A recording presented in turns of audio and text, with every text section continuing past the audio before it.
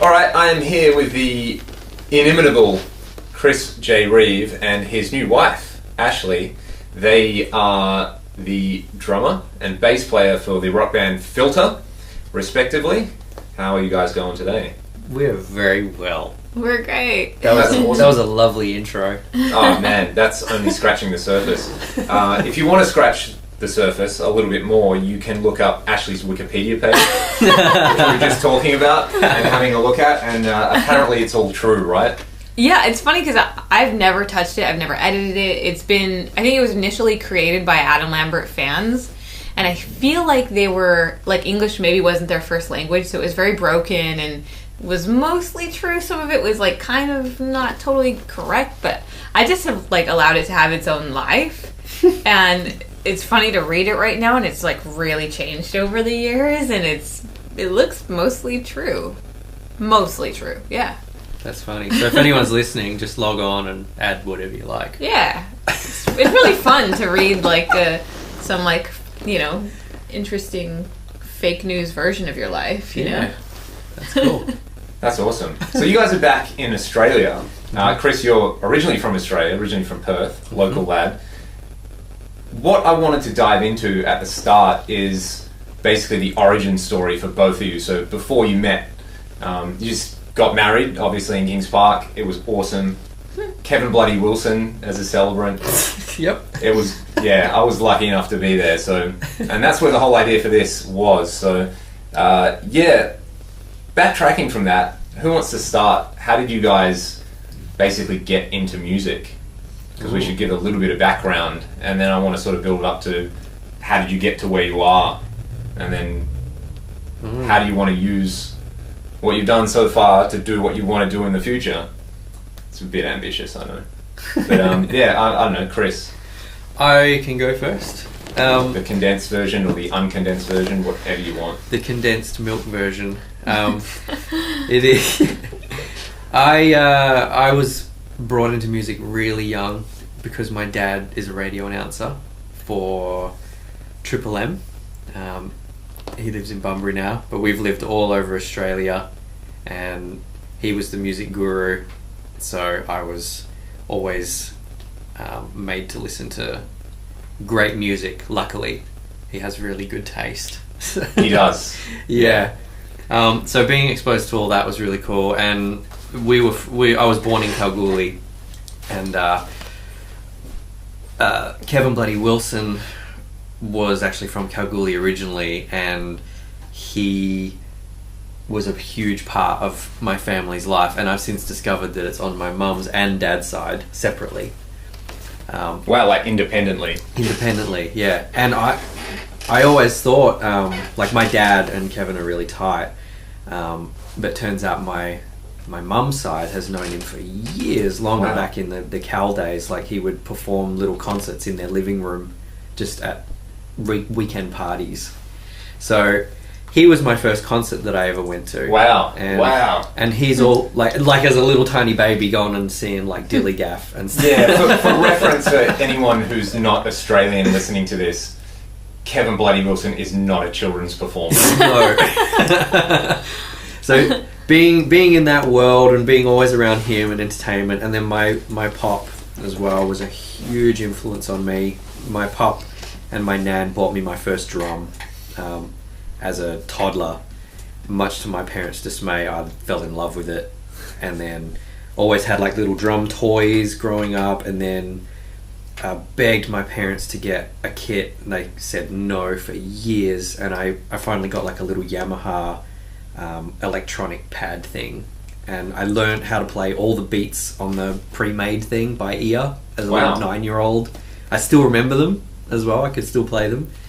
And finally, years went by, I was into sports and whatever, I got over that, fell in love with drumming really hard, bought my own drum kit because my parents said you can have one, but pay for it yourself.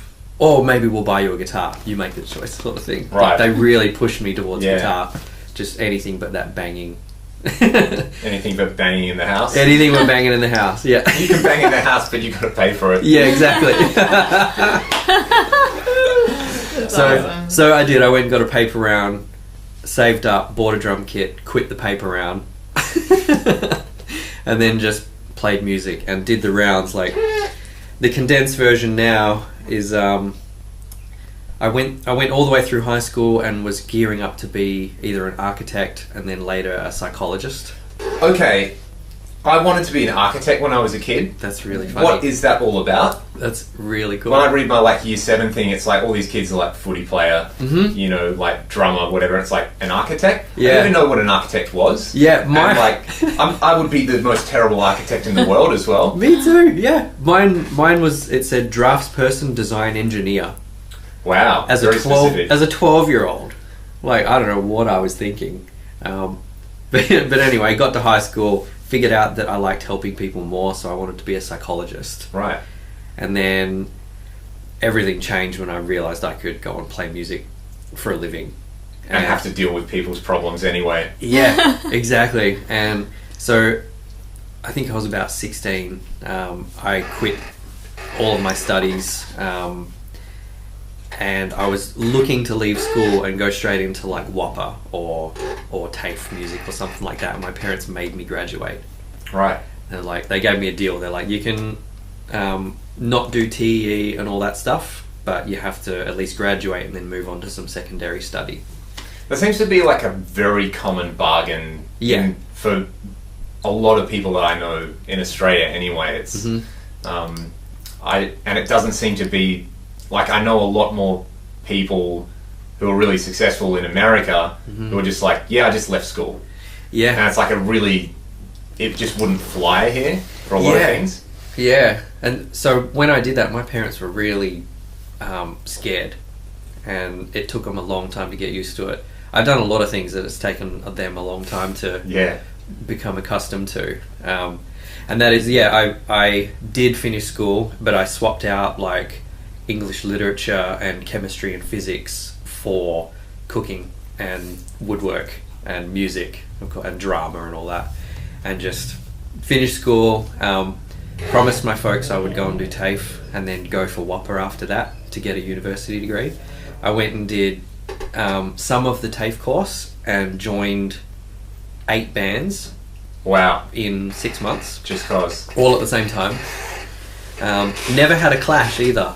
Like I was working 7 nights a week, and then just sort of realised that I can just go straight into work right now. It's sort of I met Eddie Parisi.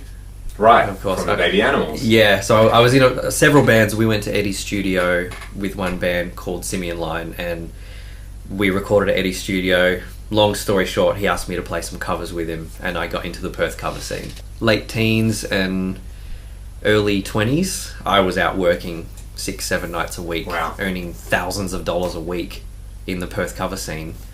And we were eating and drinking like kings and playing music and paying all the bills. So how old were you at this stage? 19. 19. Yep. Maybe even 18 at that stage. Yeah, so so I think at that stage, by the time, like, you can safely say there you've transitioned from someone who liked music to somebody who's a musician.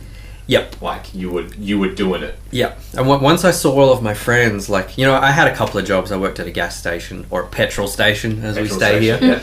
I worked Servo. Servo. Worked at a Servo for a couple of years, and like a music store and everything. And once I saw everyone else was like going on with regular life, and I was living this crazy lifestyle of playing music for money.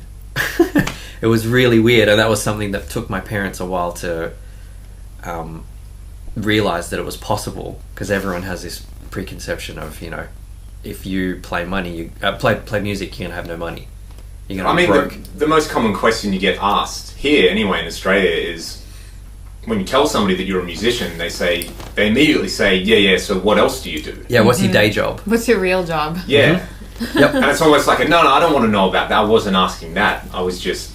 Yeah. It's like the polite question you ask. Oh, so we've run out of pleasantries to exchange. What do you do? Yeah. It's like, I'm a musician. Yeah, you like music, but what do you do for a job? That's what I was asking. Exactly. When you tell them, no, I'm a musician, they sort of slowly back away, Yeah. like Homer Simpson into the hedge. Yeah.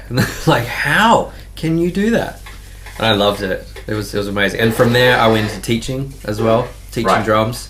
So I kind of did have a day job, but when you look at it as an outsider, like I sat in a room for 6 hours a day teaching kids and adults how to play drums. So drums, basically, that was the majority of your life. Yeah, it was Already by the time you were 18. Yep. And then basically just ran the course of doing the Perth cover scene and meeting random people, and from there I met like Anthony Cormican, Umi Capilla, all the Ragdoll boys and everything, and we were all involved in America somehow.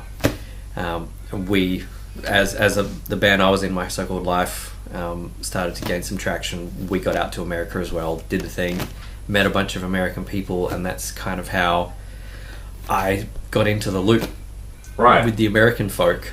Yeah, well, that'd be a really interesting thing I want to come back to is you mentioned My So-Called Life, which obviously that's sort of the staging point. And I know for myself, I did my first gig, like my first paid gig when I was 19, and it was with you. And That's awesome. It would have been with Dr. Feelgood at the Paddo. At the Paddo. And it was, just through... I remember auditioning singers for my band, which became Ragdoll, which is still the band I'm in. And, one of the guys who came down and tried out kind of said, hey, come and check out my cover band. We're playing on Saturday night, and then meet all the boys. Of course, like yourself being one, and sort of becoming buddies with you guys. I remember it was Umi who was like, hey, I'm going to be away for 2 weeks. Do this gig, which was, like a very similar, okay, well, I better learn a bunch of songs. And so that's like, I guess that's the sort of like intersection point for the two of us. Yep. What about for Ash?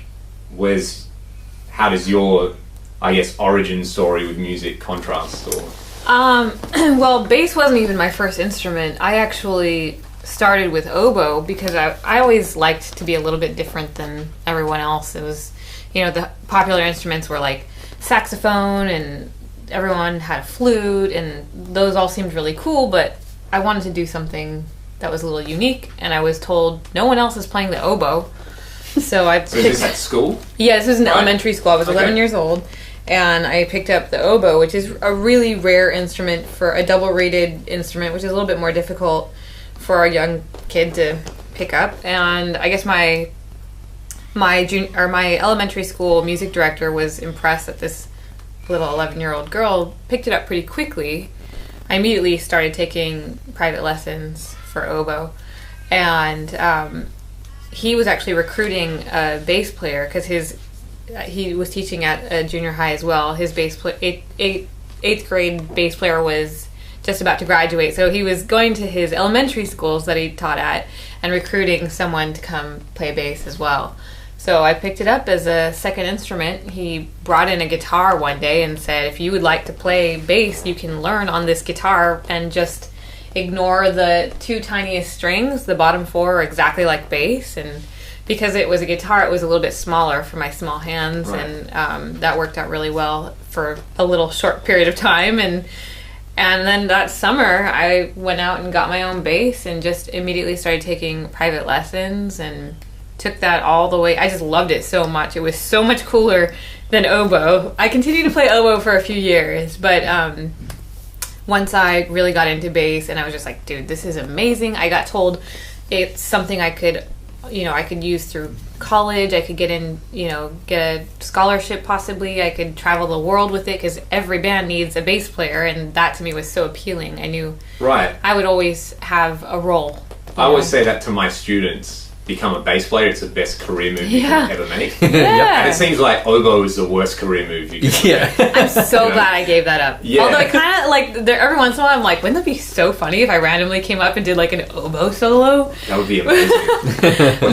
just to bust it out. Because I don't think at parties many musicians would even know what an oboe looks like. Yeah. So while you're on Wikipedia looking at Ash's page, you can Google read about the oboe. But I also picked up upright bass. That was something that I was told, if you're going to be a bass player, you also have to play upright if you want to be versatile in this world. And it's actually, as the years went along, I found that to be very true. But I did take, I got really lucky. I auditioned to go to a high school for the arts in Los Angeles, which was like a tough school to get into. And it was very much like the movie Fame, if you've ever seen that. I haven't, but I probably should. Yeah, it's just like, it's an arts high. It's got dancing and theater and music, and it's just like a great school if you're pretty sure that that's what you want to do for the rest of your life. And so from there I went to the California Institute of the Arts, or CalArts, which is a prestigious arts college. And the thing I loved about that school was I didn't really know what genre I wanted to focus on, so I wasn't like applying to Juilliard to be in the orchestra. Like, I just knew that I wanted to play music. I didn't know if I wanted to focus on like a jazz degree or what. I just knew I wanted to be a well-rounded musician, and that school really allowed me to inject myself into like the Afro-Cuban thing and a little bit of the jazz thing, and just really get this like great well-rounded education, including some like really cool other world music genres. And because of that, I just ended up like subbing for some of my teachers and stuff, and doing a little bit of this, a little bit of that. And when I graduated, I actually thought that I was going to be a salsa player. Like, I went into the world thinking, I'm going to be a Latin jazz bass player. That's what I'm going to do, because I loved playing in like a Latin big band. It just felt like this incredible machine that's just like just constantly like moving and breathing, and it makes people dance, and it feels so good. It's like your performance is also a party, But I kind of discovered, it took me some time being in that scene to kind of figure out. I felt like a black sheep. I was this young female who didn't speak Spanish, and most of the heavy salseros, they speak mostly Spanish. And I'm Mexican Puerto Rican. I should know how to speak Spanish, but my family never really spoke it to me throughout my life, so I kind of missed out on that one. And well, I understand that because, my dad was born in Yugoslavia, and I've got a Serbian last name, so anytime I go anywhere where there's someone who's, Yugoslav, they just start ranting at me in another language, and I have to go, I actually can't speak any of it because it wasn't spoken around the house. Yeah, exactly. My dad can speak it. He speaks it to his parents, but he never spoke it around the house. It's like, I know how to say hello, and that is literally it. Yeah. It's like, it's an incredible level of ignorance for someone with, I guess, part of my identity tied to it. Mm-hmm.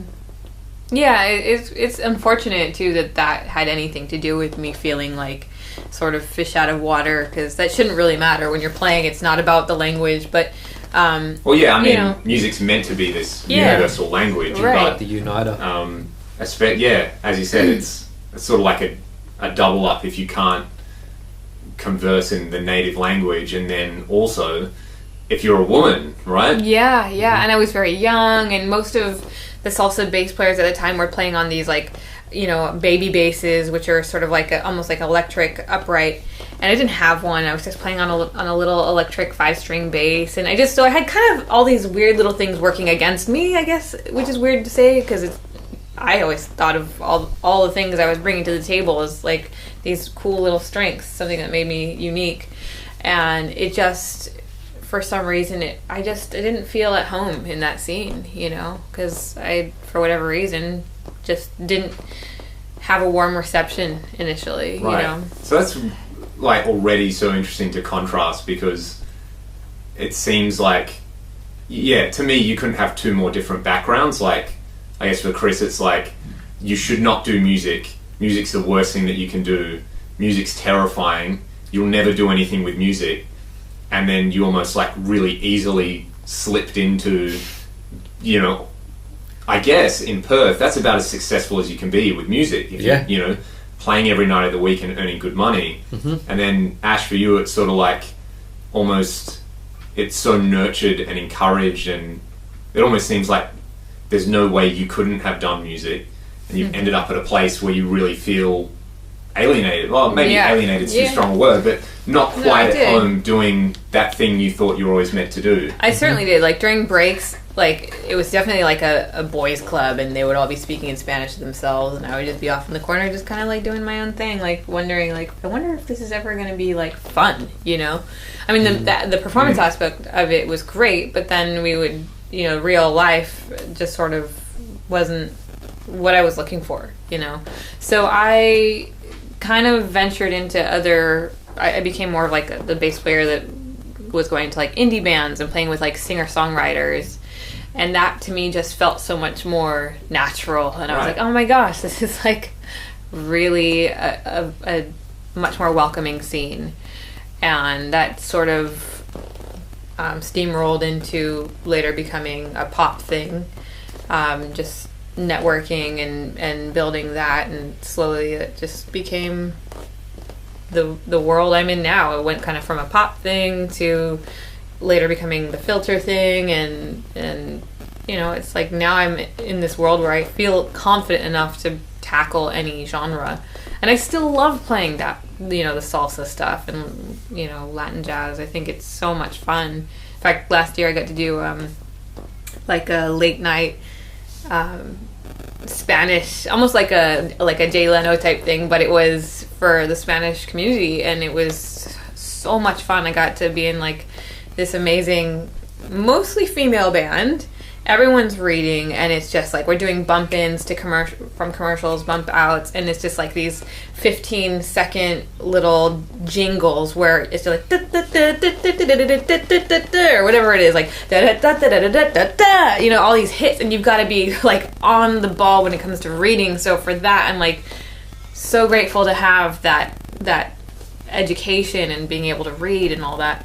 But you know, Chris and I always have a laugh at the fact that I've got this incredible college debt because it's insane. It's so insanely obviously expensive. Going to school anywhere in America is a very expensive exercise. Crazy. I think CalArts right now is currently around $50,000 a year. So if you have a 4-year education, it's going to take many years before you pay that off. $250,000. Yeah, insane. It's like, I mean, I went to university here in Australia, and you know, I went to UWA, which is always ranked as a really good university, and you know, I'm technically in debt, but it comes out of it's like an extra tax once I earn a certain amount of money, and I did like a 4-year honours degree, and I think it's around 30,000 Australian dollars for the whole thing.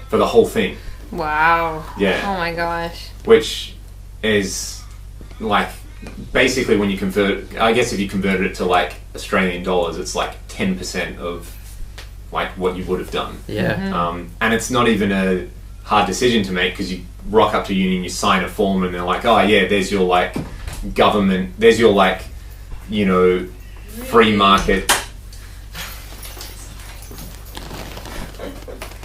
Use the lights on. What's that? So use the lights on. Yeah, it looks good. Your hair We're looks just doing pretty. audio. I love it. Yeah. I can always pick that up again. We enjoy. It's nice. How'd it go? Nice. Yeah, it went really good. Although I need to send her like $30. I didn't have as much in my wallet as I thought I did. So Cool. I love that you can do that here, not in not in America. Just send the rest of the money later. Yeah. Let you guys get back to doing Yeah, it. no worries. What was I going to say? Where will I pick it up from? I'll do it from there. Yeah, so like for me, I mean, I went and did a 4-year degree, and I think the amount of debt I'm in is probably around the $30,000 mark, but that's not something that's accruing interest. Mm-hmm. Yeah. It's just, you know, it's government backed, and yeah, that's really, it's probably about 10%, I guess, like once you convert it. That's insane. Yeah. And then to someone like Chris, who, you know, didn't do any of it. Yeah, I mean, I'm Just never started gonna. playing music. I would never say to someone like, "Don't go to college," but it's just one of those incredible realizations, you know, to have gone through it, and then to meet someone like Chris who never did, and we've ended up at the same spot. It's like, Yeah. It's quite the contrast. Do you think you could have been doing what you're doing without that degree, though? I I mean, that's just one of those funny hypothetical things where it's Yeah. like, I don't know if I necessarily... Because I've never used my degree. It has never been about that. Right. It's just been about networking and the connections I've made and how, you know, just everything in life is like a little like domino effect and like, oh, I met this one person through school, and if I hadn't gone to school, I wouldn't have met that one person that led to this one audition that led to this gig, you know? And really, like, when I trace it back, it all goes back to my high school. Right. You know, it was one friend that I had in high school that I ended up playing in his band, Orbel Babayan, and then he introduced me to one of his best friends, Alexei Yagikian, and I played in their hilarious band called Pancho and Sancho and became very good friends with them, and eventually Alexei recommended me for an audition for Adam Lambert, and I did the audition and I got it, and you know, that sort of like exploded. Wow. You know, the rest of my career from that point on. And so it all goes back to high school, really. You know, did I need to go to Cal Arts? Well, I'm so glad I did, because I have all these other strengths in my playing that I can pull from for whatever gig or whatever genre.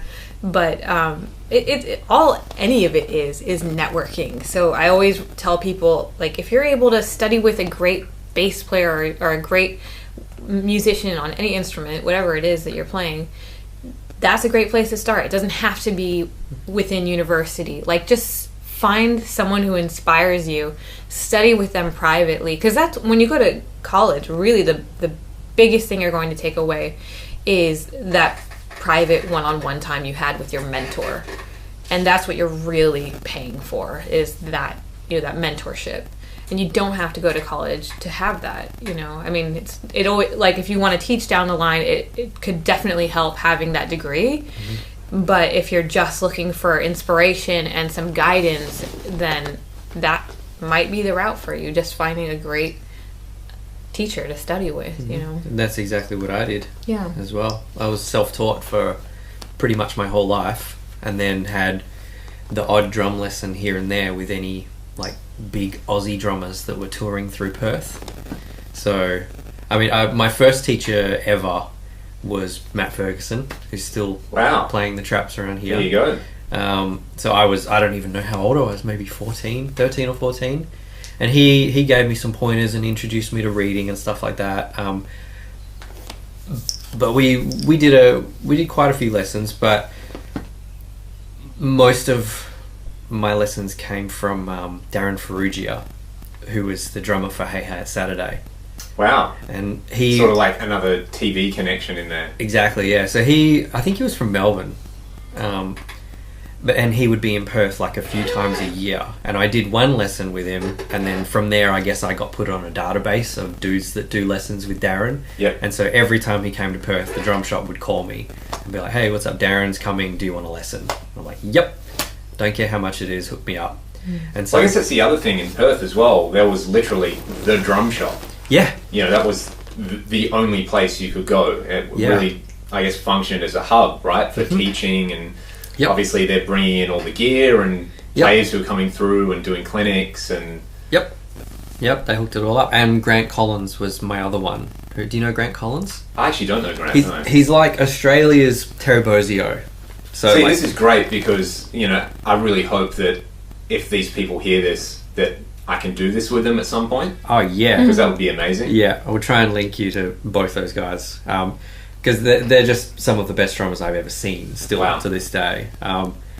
Grant has like the kit. If you've seen Terry's kit, it's the $250,000 Pearl kit with like 50 drums and it's all melodic and does like the 5-way coordination. So like each 4 limbs and then a whistle in his mouth or something, playing all different time signatures, and it's all melody based and everything. So I studied a lot with those guys, but it was purely one-offs here and there, and they would give me some of like the best lessons that I've ever had. Things like groove. Pete Drummond was another one who who does he play for currently? He was with Casey Chambers for ages, but he was another like clinician that can do all the crazy technical stuff. And like he was the first one that really showed me what groove was. And hearing one of the best players in Australia, and in my opinion, like one of the best players on the planet, play perfect groove with a metronome, and seeing it really get buried and feeling what it feels like. It was like the air in the room changed. It was really surreal. So he made me do it. That was the crazy thing. I didn't hear it from him. He made me do it. So Wow. he just said, here's a click track, play it, and like little 17-year-old me tries to do it, and it sounded okay. And then he's like, all right, your snare's a little bit late, pull it forwards a bit. So I think about trying to pull my snare what does that forwards. mean? Yeah, and he'd be like, okay, now you're rushing the kick. So I was like, all right, move my foot a little bit later and whatever. And he sort of pulled me into position, and he's like, all right, now play thinking about that. And I did it, and the click completely disappeared, and it felt like nothing I've ever felt in my life. And then I heard him do it. He was like, all right, here's what you just did. And he would play something that kind of sucked. And then he'd be like, here's what it feels like from the outside now, and played it. I'm like, oh my God, I can feel it. I can feel what perfect groove sounds like, you know?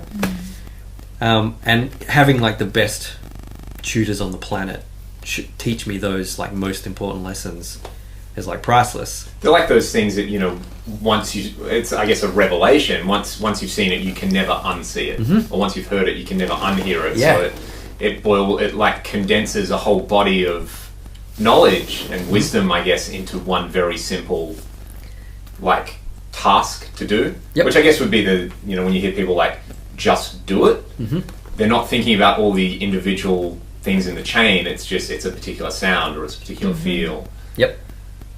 Yeah, so, you know, you can get all that from college as well, but just a completely different route, like cherry picking all the little things that I wanted to do. Yeah, it sounds like you almost over time, it's like you constructed the same sort of thing that a college degree would. You're playing a lot, and you've also got these kind of mentors. Yep. The thing that I've noticed is that it takes a lot longer. That's the one thing that I've taken from all of this. Is that, well, and it's deceptive between Ashley and I as well, because Ashley was born and bred in LA, which is one of the biggest, if not the biggest music hub in the world. And I was brought up in the most isolated city in the world. Yeah. So the most out you can possibly be. So it is deceptive that, you know, being in LA and being around all those people, and like, even if you don't go to college, you're still going to be surrounded by a lot of opportunity. So things are statistically more likely to happen quicker. Whereas Perth, like, how often do we even get American or like serious international players through here? Like, exactly. It's really very rare. Not even people that actually get out and do something, but even just visit. Yeah. And come and give clinics and stuff. It's pretty rare. Whereas, you know, you guys at Cal Arts, we're getting like the people from all the bands like all the time, every day. There's a new guest artist in town. So it is deceptive, you know. It took ages for me to get somewhere and work my way through the ranks and fight my way into America. So it'd be interesting to go back to backtrack really quickly. So it's sort of like, I guess, say Ash, when you were playing with Adam Lambert, what year are we talking here? I started playing with him it was December of, I think it was around December of 2011. 2011. Well, that's pretty convenient. So it's sort of like, I know from obviously being buddies with Chris, and you were playing in a band called My So-Called Life. We played shows together, and it's always, you know, I guess it's always the dream, you know, to go to America. And there was this kind of weird synchronicity, I guess, where we, out of the, like for Ragdoll, we kind of got this offer out of the blue to go and play a festival in America in May of 2012. And I guess totally independently, you guys had really been working hard to get yourselves over there and move there. So what was it like in the lead up to that decision, I guess, to go and, you know, live in LA for as long as you guys did? What was the, like, I guess, the catalyst for you to actually get there? The catalyst was, strangely, I've never thought of this, it was 2011. So Ashley and I both had our turning point in the same year. That's weird. That is weird. We linked up with our old manager named Mark Spillane, and he was dealing with a band called Syndicate, who had some Aussie success, and they came over, which strangely you guys played with in Ragdoll. Yeah, played with Syndicate. Very strange. We were talking about this the other day. The first time they played in Perth, we played with them, and this was like 2 days after we'd kicked the singer out of our band. So it's like when we became a 3-piece band. We still are now. It's the same lineup. So it was sort of like make this really hard decision, and then this like weird sort of opportunity comes up, and but yeah, those guys, I think what they were signed to Sony. It was Sony, and they had a hit. I can't remember what the hit was called. Shout, yeah. That's the one. Shout, baby, baby. Yeah, I remember that song. So the second time they came to Perth, we got recommended. I can't remember how that came about. I think it was through the Short Stack guys, right? Because we did a gig with them through Telethon or something one year. Linked in with them. Got recommended for Syndicate, and we met all the guys, and more importantly met Mark, and he was really tied in with the American scene. And long story short, said, you guys need to start getting produced by some American folks, and come over for a while and see how it all works. So 2012 we went over with sort of half of a product, and went to sort of shadow the producer that was working on it and see what it was all about and meet all these people. And so I imagine at this stage you're like pretty stoked. Yeah, because for a band from Perth, no one no one who's doing like original rock-based music is really doing anything. And you're going from playing a few shows locally. And sort of recording and writing music to being in Los Angeles with you're in the machine. Or at least looking at the mechanisms of the machine.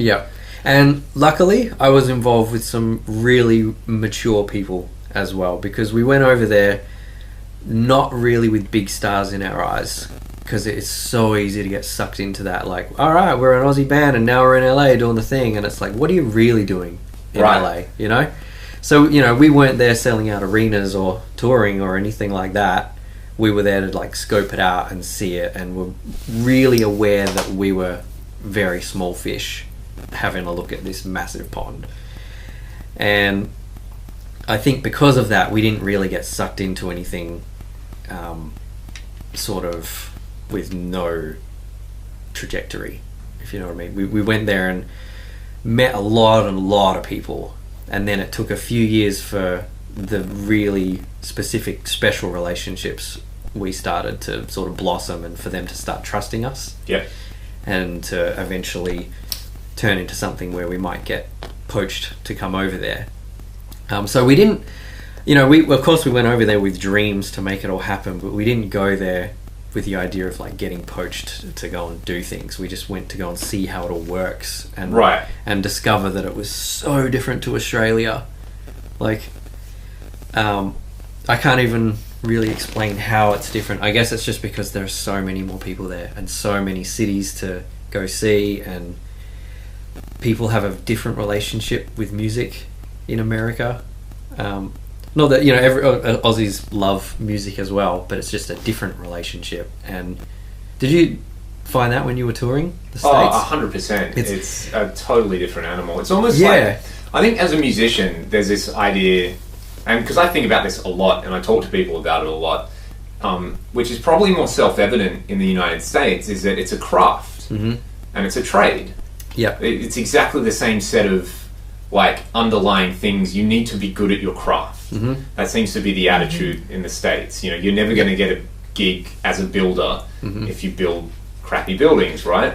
Whereas I think sort of the attitude in Australia is that it's this very like airy, arty, again, like how do you define, it's like a conversation around art really. When you talk about music, it's far more embedded in the sort of like the arts landscape of well, in a way it's like above criticism, so anything flies, but that sort of I guess like leads to like in Australia it's like we really celebrate mediocrity, and we don't talk about craft ever, when whether you're a player or whether you're a writer or a producer or anything, you have to be good at your craft. And I would postulate that in a small place where nothing's really going on, the craft element isn't important. It's purely like, you get into a position and you never surrender it. Whereas it seems like in America that it's like there's such a high turnover of players and people that you got to be good. If you're good at the craft, you'll get a gig. Yep. You know, and if you're not a complete basket case, then you'll get more gigs, and it's far more of it actually is an industry. Yeah. Rather than here, it's not an industry. Yeah. And I think that's how we kind of kept our heads screwed on, is that we got there and none of us thought at that point we've made it or this is a turning point or anything. Like we got there and we all decided that we just have to try now. Like we have to take these lessons we've learned here and then keep trying and just apply the lessons to America instead. Which we've heard a lot of other stories of, you know, people will get to America and from other countries as well. Like you'll get to the States and try the scene there. Lose their mind. Yeah, and they kind of stop trying because it's like, we made it, we did it. We're in LA, we're doing the thing, blah, blah, blah, blah. And it's like, cool. But you're not trying anymore, and that's why nothing huge is happening at the moment. Now's the real test. Exactly, yeah. And I think that was the turning point for us, is we realized, like, wow, we just have to start all over again in a completely different scene, but we've got a decade of experience in Australia, and we just apply that decade to step one in America. And that's how things happened quite quickly for some of us in the States, because we had all of that experience here. And I guess that's the strange turning point, isn't it? It's like ultimately, even though as like individuals you've had a lot of success outside of the band, the actual initial thing that got you there kind of, I guess, it ran out of steam. It did, yeah. And sadly, it was because only a portion of the band was willing to keep trying. Right. And it wasn't even like keep trying with the band, it was just keep trying within yourself, you know. And I kept trying and pursued it, and I always just had tunnel vision. Like, I don't care what happens, I'm just going to keep trying and keep going. And it worked. See, that's the sort of thing that to me is like such an interesting kernel of truth. No matter what you're doing, which hopefully there's some people listening to this who aren't musicians, because I don't want this to be a technical thing about music, which it totally hasn't been yet. Yet. We will get into that maybe. But yeah, things like that where it's almost like that calibrating yourself, like as just trying to be a good person as the bottom line, rather than trying to achieve these sort of particularly external goals. It's like, it sounds like, you know, for yourself and the other guys in the band who have managed to continue their careers and be successful, that's really been the bottom line. And it's pushing through the hardest points of your life as well. Right. Like, I got you could call it a big break or whatever, and from that point on, it's been the most challenging era of my entire life. Wow. Even though it's the coolest thing I've ever done, and it's everything I've dreamt for since I was a tiny kid, it's like the most challenging, most difficult, but rewarding era, you know? Right. And so that kind of brings us up to, I guess now, the like big intersection. So your band's broken up, you're back in Perth. Yep. Doing like cover gigs again. Yep. After being in America, after sort of seeing it all, after working with big producers, and you just kind of doing whatever can pop up and teaching, right? Yep. So what, like, when and where were you? Where I guess you could say that where the snowball started down the side of the mountain and became an avalanche. This is the curveball. As soon as I got back from the States, I realized that I was not going to get back into the States to play music, because if anyone's listening that's interested in doing it, there's a thing called a visa. This is like the similar thing to the college thing, right? Exactly. You don't go to college, but you're still going to be you're going to spend a lot of money to get there, right? Oh yeah. So to get into the States, basically you have to qualify. So you need a visa. And I was doing some relatively cool things. I was playing like lots of sessions, like in a studio here called Crank, which is, I think, Perth's greatest studio. Doing all that. I was also playing with Johnny Ruffo, which is one of Aussie's like biggest pop stars, but it doesn't really count for anything in America. Sadly, you can be doing some of the biggest things here, and it's still really tricky to get a visa if you've only got Aussie credit. There's bands like Birds of Tokyo, for instance, that can go get American visas because they've had sales in America. Right. So basically, are you generating like money in the American economy? Yeah, and their whole outlook is, you know, you can't come here just to see if it works. Like, we have to know that you work already. Yeah, right. So it's this big catch-22. Like, you need credit to get credit, and it's like, where do you begin? How do you do it? So I realized this, and while in America, I was speaking with a friend, John Hoyas, and we were talking about some video stuff, and I was doing all of the online video content for my band My So-Called Life, which was just largely stupid comedic stuff that Which is still on YouTube, right? It's still there. That's awesome. Some of it's still there. Check it out. And it's really silly stuff, but it was just me making something for the band. It was my contribution. It's all just comedy, but I love making video stuff on the side. So long story short, John Hoyer says, dude, if you're into video, you should check out a program called After Effects, get into special effects and like, you know, title cards and all of that stuff, green screening and whatever. Get into that because it's a niche market. LA needs a lot of video Obviously, work done. The only thing, well, the big industry is obviously Hollywood, right? And films. And it's all tech and everything. And he said there's not that many After Effects guys, so you should do it. So I came back in 2012 knowing full well I'm not going to get into the States with my music resume, and I spent 2 or 3 years learning After Effects and getting into it, and then starting to do remote jobs for American people. So it's like playing the bass of the film world. Exactly, basically. yeah. If you can do it, you're always going to pick up work. Exactly, yeah. So I did it, and then from there I started getting handballed over to other people that had bigger and bigger resumes in the video land. And all of a sudden I'm speaking to some immigration lawyers, and they're like, dude, you could qualify for a US visa now with your video resume. Wow. Because I had, like, one of my good friends was working for Red Bull at the time, was pretty high up, and I was doing some side work for him, and not working for Red Bull, just working for this guy. Right. And then working with another friend, and we were doing like a TV show that had people from Family Guy and all that working on it. And the lawyer was impressed by this and was like, we should give it a shot. And so after a couple of years, I tried it and started building my resume. But then the even bigger curveball came in. Okay, so hang on. So you're like, drums isn't going to happen. Well, I was like, drums is going to be on the back burner. Yeah.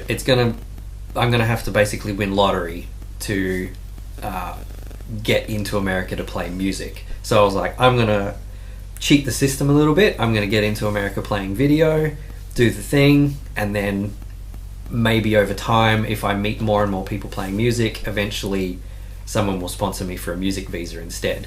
Right, so and, I guess make the switch. Yeah, I guess the like really important thing here is those like being able to transfer your skills and all the things you learn playing music to another discipline, and being really pragmatic about how you approach. Yep. Obviously, the goal is to be in this place where stuff's happening. So if route 1 doesn't work, try again. Yep. I guess, as you said, Exactly. don't stop trying. Yeah. But don't try it exactly the same way. Exactly, because that one didn't work. So I was like, all right, I'll try Backdoor and try that. And so I did, but then basically I won lottery. So I started getting lessons on the side purely for fun from Jeff Friedel from A Perfect Circle via Skype. Purely because I bought the latest Perfect Circle DVD live at Red Rocks and loved the sound of Jeff's snare and thought, I want to know what snare that is because I want one. Started Googling Jeff and his gear and discovered he does Skype lessons, and I'm like, that's weird, never heard of it before, I'm going to do it. Sick. Did it, became really good friends with him, and then maybe 6 months later he calls me up and says, dude, I just wanted to tell you that I used to play with this band called Filter and they're looking for a drummer, but I have a feeling it's going to be too soon for you to get a visa, but just know that I was thinking of you and you'd be really good for something like this. I'll keep you in mind for other things, but know that I did think of you. And I basically hung up the phone crying. Yeah. Thinking, man, if I had a month's notice for this, that could have been my big break. I could have done it. But it was nice enough for Jeff to just tell me that, you know, he thought of me in that kind of league, that I was worthy of it at least.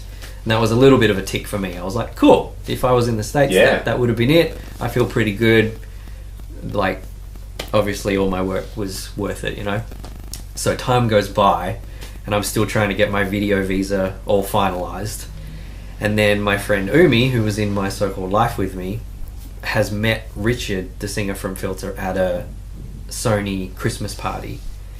And they start talking, hit it off. Long story short, they start writing an album together, and he needs another drummer again.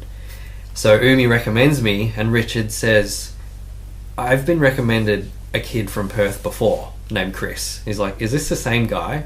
And turns out it was. Richard calls Jeff to get his blessing, and Jeff said, dude, yes, you should definitely get me. And I got the email from Richard saying, are you interested? Would you like to do it? His exact words were, are you ready to move to America to start your career? And I just bawled my eyes out. And the whole time Umi's like sort of texting me on the side going, dude, I think he might be serious about this. And I called my lawyer and I was like, all right, I've been asked about Filter before. It's just come up again, and this time I've got 5 weeks notice. Can you do it? And my lawyer said, yeah, I think I can. So that's a whole other story we could do a whole podcast on. Maybe save that one for part 2. Yeah, there's obviously some great. Yeah, those 5 weeks are the craziest 5 weeks of my whole life, trying to get that visa and getting in and doing the thing. So we do it, and then day one, I met Ashley, and that was where the intersection happened. Yeah. So how did you end up, I guess, on that tour bus? You know, Richard has a twin sister. Richard Patrick from Filter has a twin sister, and I think at some point he kind of just wanted some female energy around. And he actually hit up a friend of mine, Nicole Fiorentino, who plays bass for I shouldn't say she doesn't play anymore, but she formerly played for Smashing Pumpkins. And he went to her to find out if she could actually do it, and she had her own project at the time called The Cold and the Lovely, and so she was tied up with that, and she sort of handballed it my way. And he went on YouTube, saw some videos of me playing, and then I was in Hawaii. Actually, I was on a gig in Hawaii, and I get this phone call asking if I wanted to join Filter. I mean, no audition, just like, do you want to be in Filter?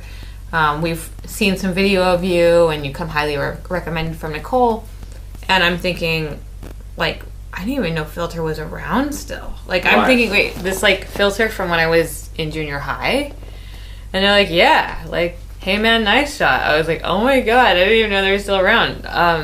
Well, okay, yeah, that sounds amazing, you know, and gave it a shot, and it just, I was a little nervous about it though, because I knew all the recordings I heard were really heavily pick based, and I've never been a pick bass player. So I was like, oh my gosh, what if they like find out that I'm just like not the player for this? I mean, none of it's very technical. It's just a particular sound. It's like an attitude thing, right? It's an attack. Yeah. You know, there's like a certain attack on the strings that you hear in the recordings, and I thought, how can I get that without using a pick? So I actually tried to learn using a pick for a little while, and it was fine. It wasn't great, but I found this other technique that really worked out well for me. My mom always said, she's like, you know what? Dolly Parton did it with some acrylic nails. Wow. I was like, that's a great idea. I'm gonna take a little cue from Dolly Parton. So I got some acrylic nails put on my picking fingers, and I use sort of like a back and forth flamenco style. So if I'm doing like really fast, like digga digga digga digga digga digga digga, I just do that with like it's called the flipper. Right. Ryan Adams gave it the nickname the flipper because it sort of does this little flipping action, and I think it was like the first rehearsal where I started playing with a pick, and it just was like not like the best. And then I started playing with just my fingers. I was just like, all right, I'm gonna do me. And Richard comes over and he's like, what did you do differently?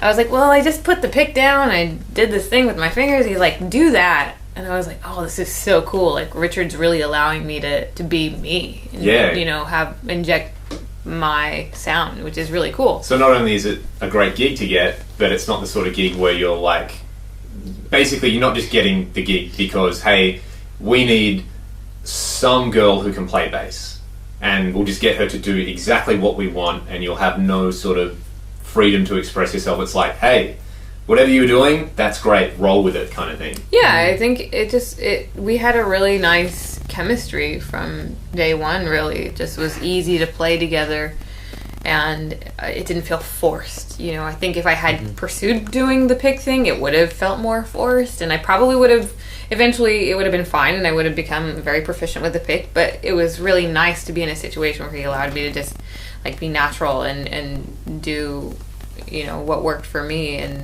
that ended up becoming its own strength and its own unique sound.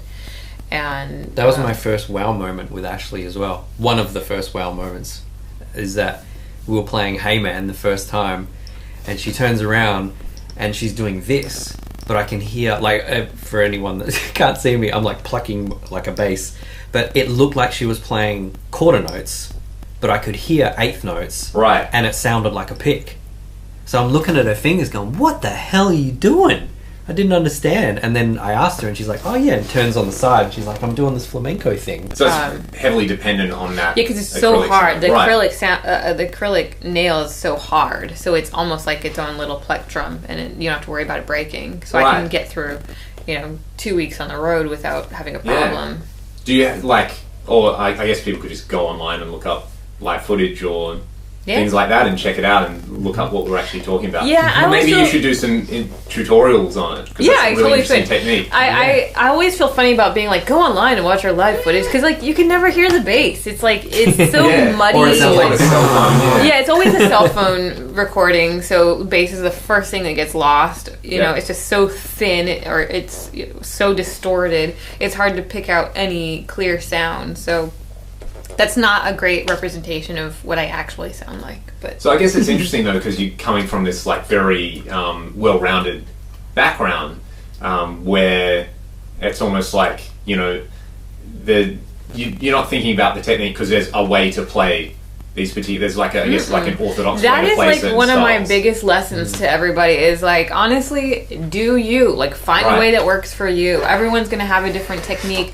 Flea is one of the most like world-renowned bass players, and he plays this flat-handed like crazy slap technique that is so different from maybe another bass player that recommends playing with your thumb exclusively and doing it like this and doing that. Like everyone's got their own way of doing things, and it's like that's what makes everyone unique is having their own approach. Like there's going to be 10 different ways to do the same thing, and that's cool. I think because the other thing as well, which I think is a good question to throw out to you guys, because it's like once you've become proficient enough at your craft, there's 100 people who can do it, especially in a place like LA. So how do you make yourself stand out? Is it a playing thing, or is it strictly just by not being a complete dipshit and being easy to work with? It is, well, it's 50-50, I feel like. Both. Yeah. Yeah, you can't just rest on some of it's luck too. Right. Like who's available. Yeah.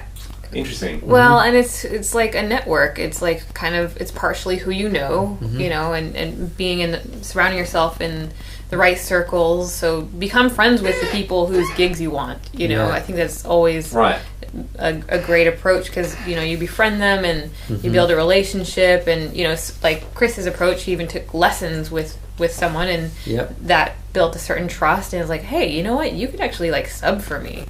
And that's always a great way to get. I mean, I'm currently subbing for a friend of mine who I've known since high school. I'm doing the share gig for Eva Gardner, who's on tour with Pink. Wow! So it's like, So that's when you talk about big gigs and you talk about big pop stars, it's like, there you go. Those are the big ones. Beat sure, basically. Yeah. Just surround, really inject yourself into that lifestyle and surround yourself with the people who inspire you and your mentors. Become friends with them, you know? That was one of the lessons I learned in 2012, is that you always grow up hearing it's not what you know, it's who you know. Yep. It's not even that, it's who your friends are. Because, you know, we can arguably say we know 90% of the people in LA, and they're not going to call. Like, why would they? Because they have all their best friends that can do the same job as you. You always get the call from people in your circle. So it's all who your buddies are, because you end up spending most of your time with them, whether you're writing in the studio or on tour for a week or a year or whatever. You're spending a lot of time in each other's pockets. You have to be cool with each other. That's trust, I guess. It is like half the gig. I mean, it's like you've got to be great at what you do. But you have to, like, half the thing is, like, going back to, like, the salsa thing, why it really wasn't working for me, because it wasn't a fun hang. It was, like, half of it is the hang. You know, if you're going to be traveling on tour with someone in this, like, sardine box on wheels, they want to make sure it's going to be with someone they really enjoy being around. And if you're a bit irritable, or you're someone who shows up late and you just aren't professional or fun to be around, then you're likely not going to end up on that tour, you know? So it's definitely like that's half the gig, is being great, being professional, and just being nice, you know? Have you guys heard the thing, the 3 rules of fast, cheap, and good? Pick 2? No. Have you heard that? Tell me. That's one of them. That's a really common one, where... Oh, no, hang on. Say that again. Fast, cheap, or good. Oh, and pick 2 of those. 2, yeah. Right, okay. So I get you now. Yeah, so another one that I've also heard is you have to be punctual, you have to be really, really good, or the best at what you do, and the third one is be really nice, and again, pick 2. And when you think about all of the people you've ever met in any industry, it is usually people picking 2 of those. Like, you can have someone that's like really, really nice and just insanely good, but they're just late to everything and just useless, you know? I guess that's the classic sort of artistic trope, isn't it? That's sort of like stereotype number 1. Yep, and then you could have someone that's like insanely punctual. They're like one of the best at whatever they do, and they might be a bit of a dick. Yeah. But they get the job done, and they do it better than anyone else could, so they keep getting work, you know? And it works the other way as well. It's ideally you'd want to try and tick all 3 boxes. Yeah, and then you meet those people and everyone hates them, right? Yeah. You know, it's just like, oh my god, this guy, they're perfect, or you know, this girl, they're just... And most of the folks that we know that are doing all the big gigs are that. Like, they're super pro, there's no drama, they're very punctual, they're really good at what they do, and they're really just painfully nice. Like the coolest people you'll ever meet. So getting all 3 is a big one. Yeah. So yeah, that's awesome. That's you know, that's something to aim for. You know, you wake up in the morning and you think of those 3 things, and you just go and do life. So I know we've talked a lot about the industry and a lot about, you know, I guess this idea of like being somewhat successful, or like, you know, really aiming to better yourself. You, like, for you guys, it's like so much more than just music though, right? So it's like you meet and basically the whole band had changed over at this point. Pretty much. With Filter, so it's like you're all kind of new. What were your like first impressions of one another? Like, was it strictly... It was strictly business at first, but we hit it off really quick. Right. Like, from almost day one, it was like every meal together, and every opportunity we could spend was with each other, you know? And from there, it sort of blossomed into this thing where we didn't want to be apart.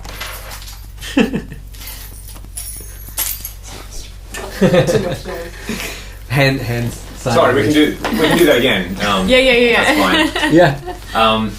So yeah, obviously for you two, it's about so much more than music. Obviously, you're now married, but how did you sort of transition from people who are working together to, you know, being in love and wanting to spend the rest of your lives together? Because that to me is the thing that's so much more fascinating. Yeah. It really started out like purely professionally. I think Yep. we both came into this like knowing, I mean, you came into this like green. You came in like, Yeah.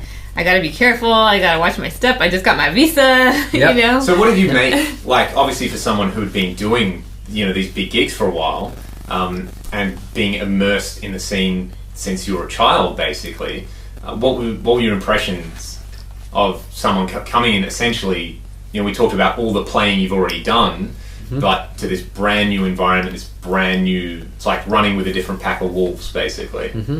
I was excited personally because I knew we all are like at the same, we're all like meeting at the same level rather than coming into a band where everyone's already been playing it for 20 years and you're just like the newbie. I was like, all right, we're all gonna be like in this together, you know, so we all sort of had like that same like foot in the door, that same, it just, I don't know, to me, we were all helping each other, all learning together because, you know, we didn't really rehearse much. Yeah. There were like 2 rehearsals and we really didn't play for very long, and even though we were playing, we didn't have Rich singing with us most of that time. So Wow. the first 2 shows were really raw, very if some of that stuff felt like, oh, this is the first time we're actually playing it all the way through with Rich singing. Yeah. So we had to build a very quick trust, this like instant rapport with each other, like really watching for visual cues and listening for musical cues, and there was just an instant need to trust each other, you know.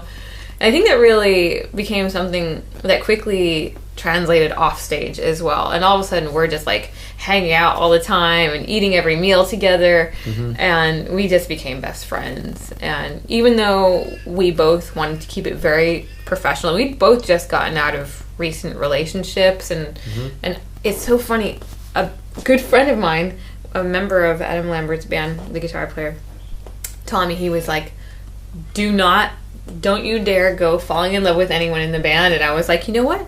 I'm not going to. I'm totally not going to do that. And then I went and did that. And we've been in love ever since. Here we are. For me, it was the same thing. Like, I just landed in America, and Ashley was maybe the first girl I met in America. Wow.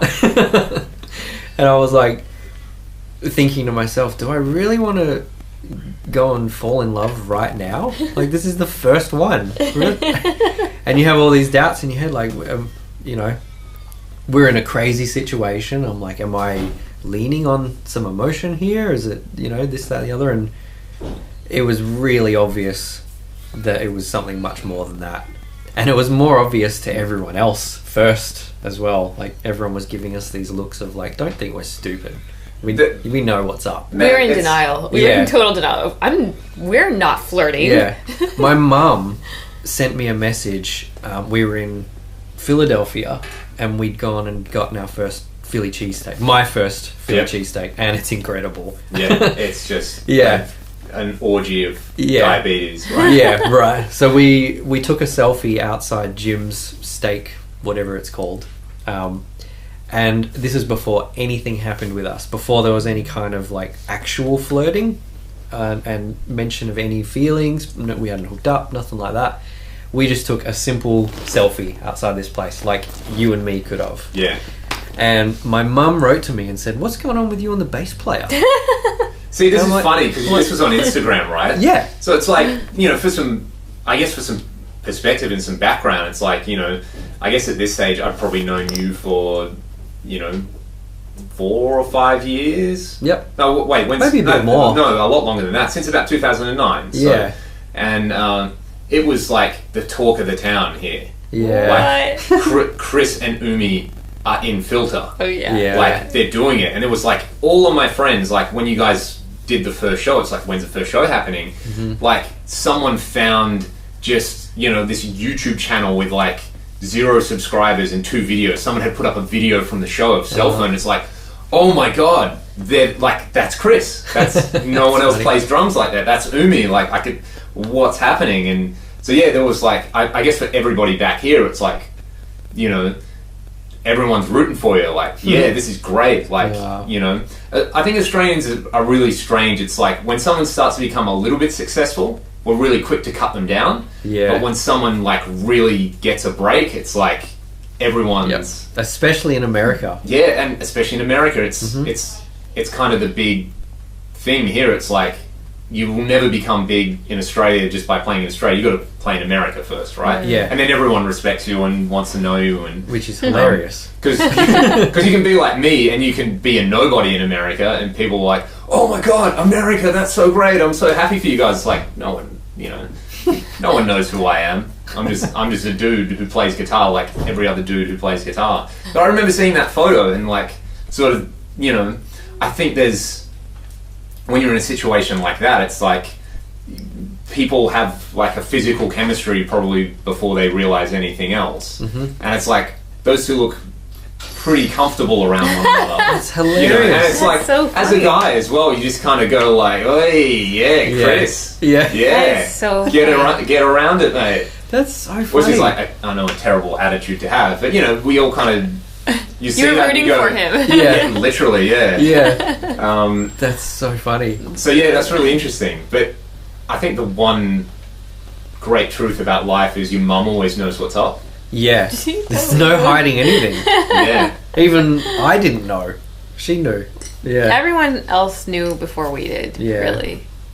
We were in total denial. Yeah. So all of that lasted about 3 weeks. Right. From getting the gig through to actually...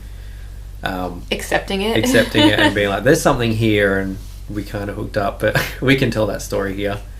Oh yeah, like by all means, if you're comfortable with it, please let the world know. We'll give it. It's obviously, you know, this isn't like, it's a professional gig, right? Yeah. There's no one wants to lose their job. Yeah. So exactly. We were pro the entire time, and even at the point where we did hook up, I don't know, we were just kind of letting our emotions run with it.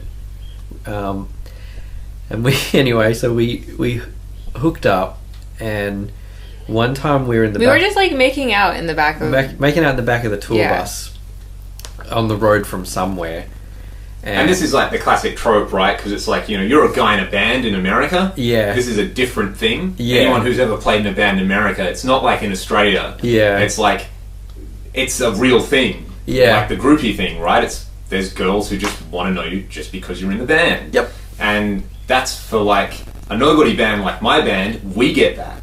And so when you're in a band like Filter, it's going to be on another sort of scale. But you're with the bass player from the band you're playing in. Yeah, which, you know, has a lot of a stigma attached to it. Yeah. But we were definitely an exception to the rule, because we hooked up and our tour manager walked into the back of the bus and caught us. He goes, whoops! And shut the door immediately. And right at that second, like, my heart sank, and I'm like, we are screwed. Yeah. Like, I don't know what's going to happen here. Like, you know, we kind of knew the vibe of the band, and it wasn't like some whip cracking crazy thing. Like, it's all, everyone's chill and nice. So... But it was unnerving, though. We could have both potentially lost our jobs. Yeah. So that night ends, and Richard calls me into the back of the bus the next day. And he's like, so... I heard there was some action in here last night. And I'm like, white as a ghost. I'm like, yeah. And Richard goes, did you guys, you know... I'm like, no. I was making a very particular... Hand gesture here. And we didn't. Yeah, and I'm like, no way. And he looks at me and he goes, why not? And I'm like, what? That's what like I would... Yeah, and he goes, you guys are young. There's clearly something going on between you guys. Like, there's no kidding any of us. He's like, enjoy yourselves. You're young. Have fun. He said, don't wreck my band, but have fun. You know? And I'm like, dude, we are completely pro. It's not like that. And it's, you know... I mean, Richard Patrick has a reputation. Of course. As well. Yeah. You know, if you've ever been on the internet and you've looked up Filter, it's like, yeah, you know, much like the music, like there's a massive edge to it, you know. So Yeah. I imagine for somebody who's coming in going, I've been working with this guy for 3 weeks, Yeah. and he's been super nice, but maybe I just haven't seen Exactly. this other side that you Yep. know. And that's sort of, it's the same sort of thing with, like, you know, like I always think growing up as a kid, it's like, you know, my dad was like the enforcer. If Yeah. anything got bad enough, where it's like my mom would just go and talk to your dad. Yeah. And same thing, it would just be like, I'd just be white. Yep. You know, you just get the look, and it's Yep. like, oh god. Yeah. And then they're just themselves, and you're like, oh, hang on, this is okay. Yeah. I'm not in trouble. Yeah. Yep. And the I see how relationship, we got the relationship so goes lucky. up a level, and Yeah, I Yeah. mean, we just got lucky that he trusted us to not let whatever was happening, like, you know, affect the vibe of the band or derail anything. And I mean, we've, you know, 3 years later, we've never had a single argument, you Yeah. know, and I think the vibe was just always so chill that he, like, trusted us to Yeah. just keep it professional. Yep. And we did, you know, we waited till after that first tour was over to even, like, really make anything official. yeah. Like after that first tour, we didn't even kiss each other goodbye at the airport. No. 'Cause- Oh wow. We weren't a thing yet. Yeah, you we know? were like, is this a roadmance, or is it, you know, are we? None of us knew what were going on. But on the way home from the airport that time, I was sitting there thinking about things, and my phone goes off, and it's Ashley going, "Hey, we should get sushi this week." And I'm like, "Oh, it's on. It's on. We're good." Yeah. That's amazing. So I guess that would be the moment you really knew Yeah. there was something real. Yeah, and it just went to another level. We bonded really quickly, and we really haven't left each other's side since. And we've toured the world together now, and yeah, as Ashley said, we've never had a fight. The band has like gotten closer, if anything, because yeah, neither of us are divas. We just rock up, do our job, go home, and smile, do the best we can do. There's no drama between any of us anyway, so there's nothing to bring onto the stage. Yeah. Like, What's it like? Just obviously, you two are both amazing players, as well as being, in my opinion, amazing people as well. Aw. But being amazing players, that sort of, you know, I guess, like, what am I getting at here? What's my point?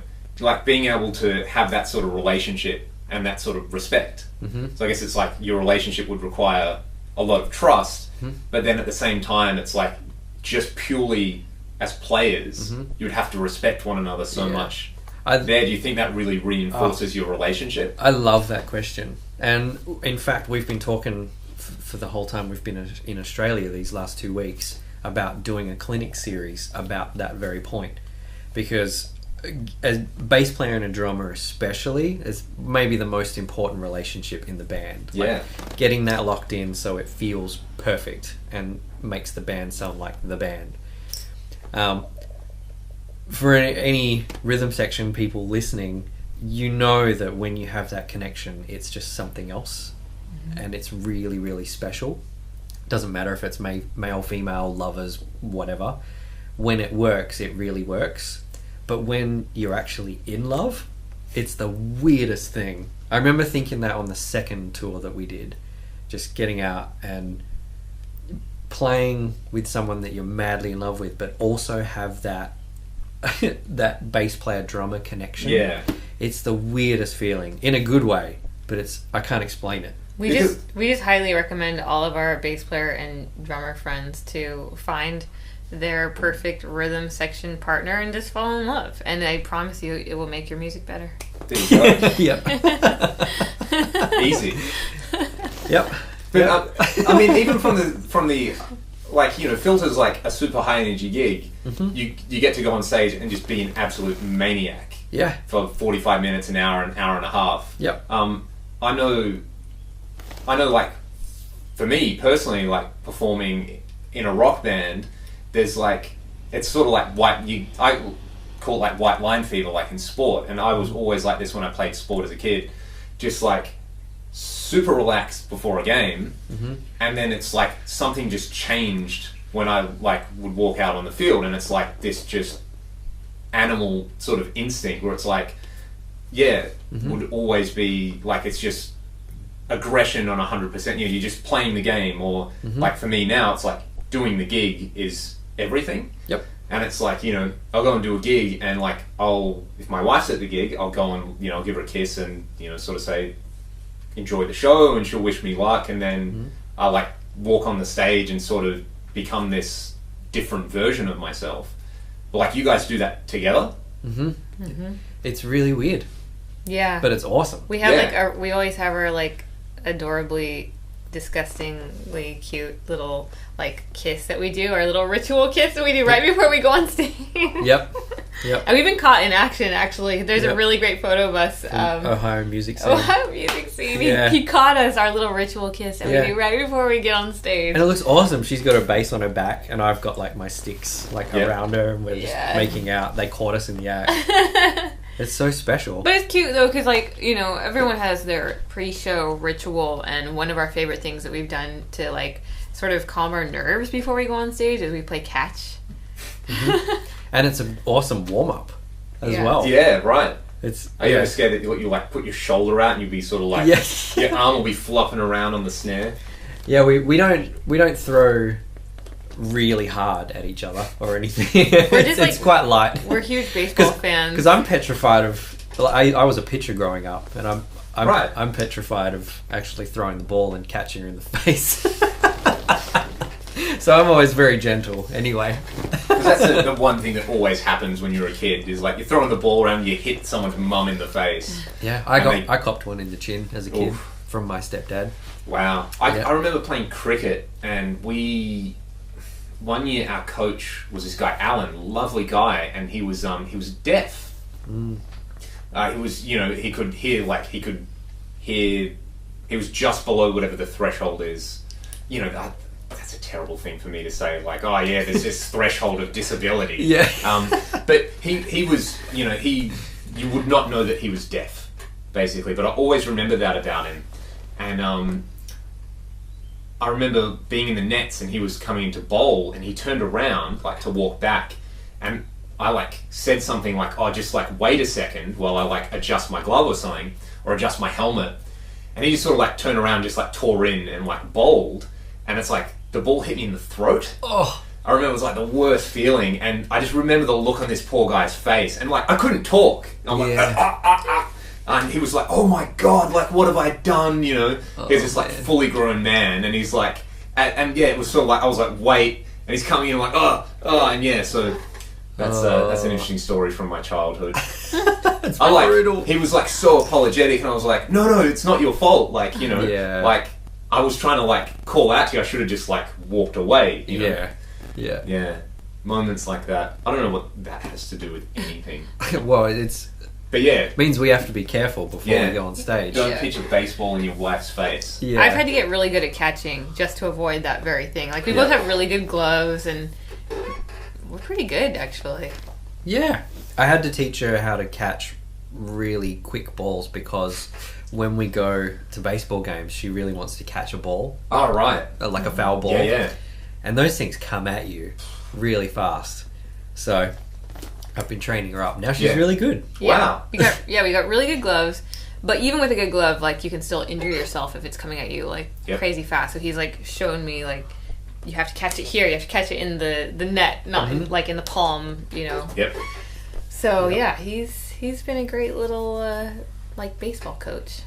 And then it's just an extra little bit of bonding that we get to do. Yeah, it's very. I guess that's a good analogy though. Totally. It's like, you know, the baseball glove. It's like you're the palm, but you build this like structure around you which, well, I think you even know, if it gets damaged and life just tears through you like a baseball, you're still intact.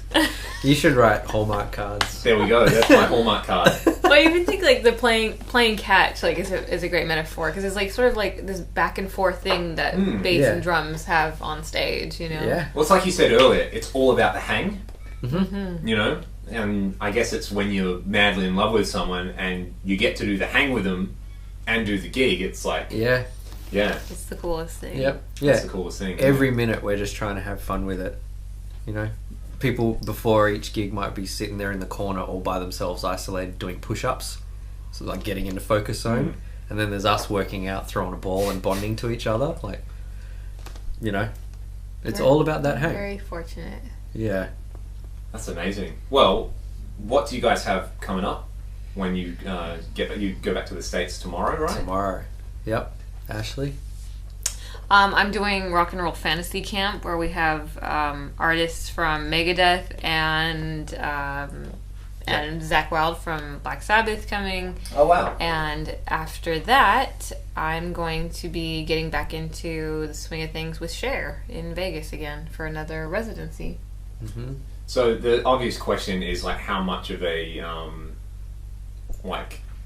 that's a really amazing, proper Vegas, you know, it's like, it's glitz and glamour, right? Mm-hmm. How do you get in the zone with something like that? Is it just still, you just hang with the musicians and... Oh, the whole band has, since I started working with this band in November of last year, we're like a little family now. I mean, we hang out and like go out to dinner and shop with each other on days off. You know, we have such a great relationship. But you know, I really took off a month of my life to learn everything so solidly, so that I don't have to think about it that much when I'm on stage. Because I had to learn. I was pretty much told, like, here's the parts, learn them. So I transcribed everything note for note and just digested it. You know, I didn't move on to one song until one was completely learned perfectly. And so now you know, I had to learn a new instrument. I'd never played key bass before. Oh, wow. And I had to, you know, take out my old upright, my electric upright, and refine those skills that hadn't been used in years. And so it was kind of like relearning two instruments and adding them to my repertoire along with electric bass, and having to, you know, get to the point to where I make all three of those sound like I've been doing them forever, you know? Yeah. But it was a fun challenge, and now it's just, I just have a great time with it, you know? It's a great show. And you just did an interview with Bass Player magazine? Yeah! Am I right? That's been on my bucket list since I was like a kid. I started... You know, when I started playing bass, I got a bass and I got a magazine. I got the Bass Player magazine before I even knew what I was doing on bass, because as you do, you know. Yeah, big time. I remember that as a kid. It's, you know, it's almost like something that's lost with... Now, all my guitar students talk about, I was learning songs on YouTube, or I saw something on YouTube, and I went on their Instagram, and I still remember the, like, wait for, like, Guitar Techniques magazine to come out or something, so it's... can get all these transcriptions, and that was just sort of the thing. I guess it's sort of like the mythos behind players and things like that. And now it's like, you know, you do a podcast with some schlub from Perth. So Not at all. And what about for you, Chris? The first thing I'm going to do when we get back to the States is sit on the couch for a couple of days and enjoy my jet lag while playing Grand Theft Auto online with my brother. The Grand Theft Auto that's set in LA? Yeah, isn't that weird? That's been the weirdest thing about, like, we're staying at my parents' house, my brother's there, and we'll play GTA with each other every day late at night, and it's like I'm back in LA. Wow. It's really weird. Actually, quick story, the weirdest experience I've had with that was I did a gig at the Whiskey a few months ago, and then got home, turned on the PlayStation, booted up Grand Theft Auto, and my character spawned at the Whiskey. Oh, wow.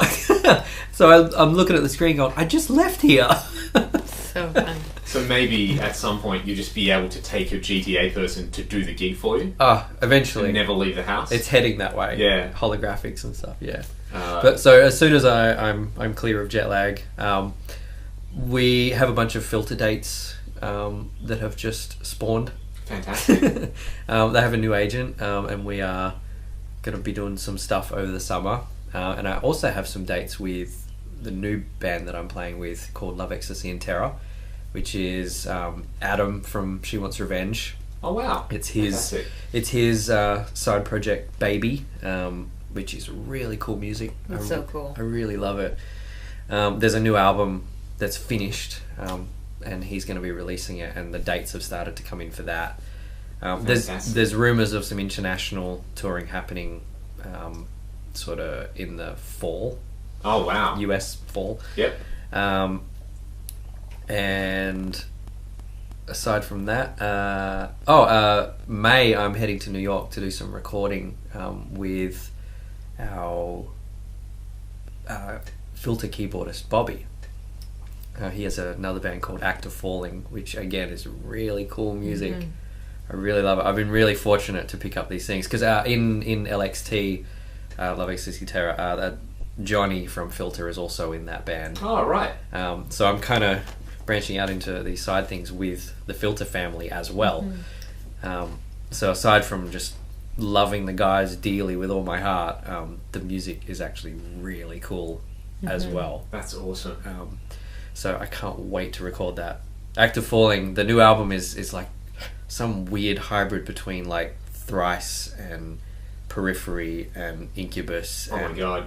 like all of my favorite bands Yeah, I was just gonna mushed say. into one. So I'm really excited about that. We're gonna take a couple of weeks and just concentrate on drums. All the drums are all demoed, all done, and we're gonna get in there and refine it all and Phenomenal. make it sound cool. That's awesome.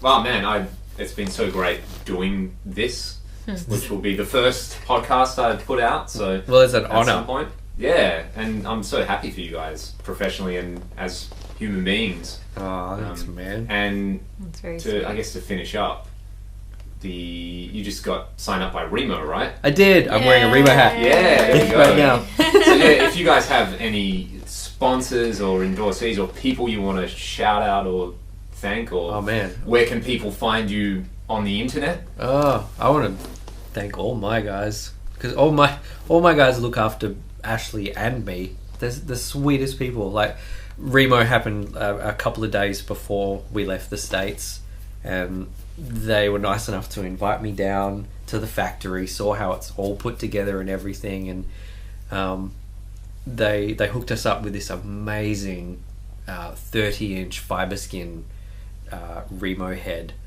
that it looks like the moon. It's really cool, and we used that for our wedding guest book. So That was such a great touch. I love that. so we did that in USA and in Australia because we had two weddings. And so they hooked us up with these heads and stuff, and then they would like give Ashley a t-shirt and stuff, and give us these little care packages like for her as well. Like Q Drum Co. did the same thing. Oh yeah, I'm like a walking billboard for all of his. Yeah. So they're so sweet to not just me and helping me out with my career, and like they look after all of our little circle as well. They're the sweetest. Great. Ultimate Ears do the same thing. They're amazing, amazing guys. Vic Firth, same deal. Simpad, Roland, all of your guys as well. Aguilar, they do the same thing. Aguilar Like are amazing. the Aguilar guys will see me randomly and come and give me a hug. Yeah, they're so Like- sweet. That's fantastic. They're all because they're just like very family oriented. And Yeah. they always ask, "How's Chris doing?" It's just awesome. And you're also a Fender artist as well, Yep, aren't you, Ash? Fender's How's been that? so good to me. That's Oh, obviously man, they're amazing. When you think of guitars, when you think of the electric bass, yeah, it's Fender. yeah, and they've just really supported me like every step of my career. And if my needs have changed, then they've always accommodated me, and I love them for that. It's been awesome. Sabian were the first guys that picked me up in Australia, Wow. and then they actually facilitated the Sabian USA deal that I got when I first went there. Fantastic. And those guys were so nice. They hooked me up with cymbals like out of their stock in the office because I needed cymbals like now. Then, yeah. Again for part 2 with that crazy 5 weeks. Yeah. Sabian came to bat for me pretty hard, and we're like, all right, we'll help you out. Link you with this guy. Link you with this guy. You're gonna be on the road for 5 weeks. You're gonna need all these cymbals. Just take them out of the office. Here's one of my personal ones. Like, those guys are amazing. Yeah, DR Strings have hooked me up DR's awesome. from the beginning. They've just really like believed in me, and they're they'll help me out if I'm on the road. And I'm like, I'm out of strings. Like, they ship them out to me. They're amazing, great products. Who else? Who am I missing? JH. JH That's another one Audio. that Yeah, have I have hooked both of great us up. in-ears. They've cleaned my ears before. Wow. Yeah. There you go. Yeah. How They're good's that? awesome. You know that a company's really helping you out when they're willing to clean your ears. Yeah. And It's a very your personal partner's thing. ears. And your partner's ears. There you go. You're amazing. And I use UE as well. Yeah. So I'm even like rival company. Yeah, yeah. And they're still like, come here, you will get Yeah, your we wax. got you. Come on. Yeah, they're great. Oh, that's amazing. One thing that I'm sure everybody wants to know as a last thing, which hopefully won't be a super long answer, but there's strictly just demographically for you, Ash, being a woman who's been successful in such a male-dominated industry. I have some amazing girls that I teach guitar who'd be in their teens, and it's sort of always, I've been teaching guitar since I was 16, and it's always been, you know, these girls who come in and they're really talented and they're really passionate about music, and whether it's structural reasons or whether it's, you know, their life taking a different change, basically what advice could you offer for someone who's a woman who wants to play a string instrument, specifically playing rock music, you know? Or is it just This is my favorite question. be yourself? This is such a hot button question I because love it. so many female bass players, guitarists, drummers, they hate the phrase female bassist. They just Yeah. want to be bassist, and I keep hearing that, like, when are, you know, we're all equal, and yes, we should all be equal. I absolutely agree. But I love being a female bassist, and I will never stop using that phrase, because when I see another woman on stage, I'm empowered by it. I'm like, yeah, girl, get it. You know, it's just, there's something about it, and it's been that way ever since I was little. Whenever I see a woman, I feel like, oh, it's so exciting. And I don't know what it is, and I don't think we have to like put any labels on it. I'm not feminist, I'm not anti-feminist. I think it's just exciting to support other women, and there's nothing wrong with that. I don't think we have to like get into the politics of it. Like, why can't we just like support each other? Like, I have this amazing network of female bass players in LA, and I'm so fortunate to be with, you know, a part of that. And I you know, half of my contacts in my phone are all female. And Well, I that's, guess it's we were not, saying it's about your friends and it's about yeah, hanging totally. out, and it's Yeah. We obviously really, that's going to be it's such like, a big honestly, thing. I view it like a sisterhood. We really look after each other. We sub for each other. And part of that is also that with Adam Lambert, he was looking for a female bass player. With CeeLo Green, he was looking to hire an all-female band. Filter was specifically looking for a female to fill the open bass position. So nearly every big pop or rock opportunity I've had was someone specifically looking for a female bass player.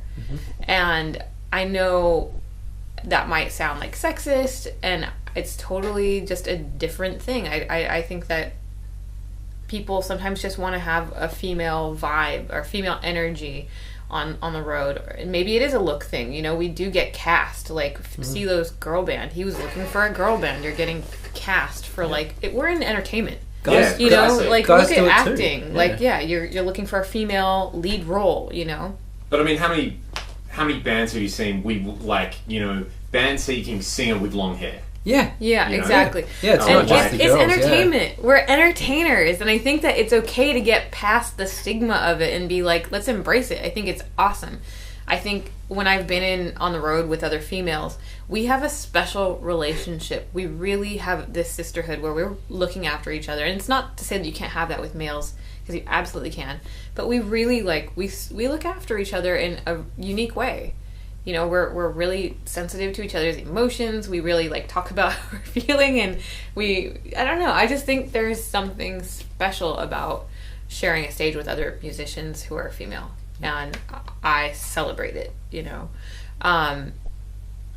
Don't let anyone ever tell you that you can't do it. I think it just goes without saying. I think I'm not going to say that it's an advantage. I mean, I guess if you're looking at it from, like, an audition standpoint, if someone's looking for a female instrument, whether it's guitar or drums or bass, you're automatically isolating half the competition.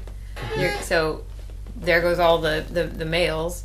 Maybe it is an advantage in that way, but you can't rest alone on just being like a pretty girl or pretty face, or just because I'm a girl who plays.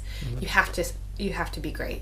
You know, you have to have great discipline and be very professional.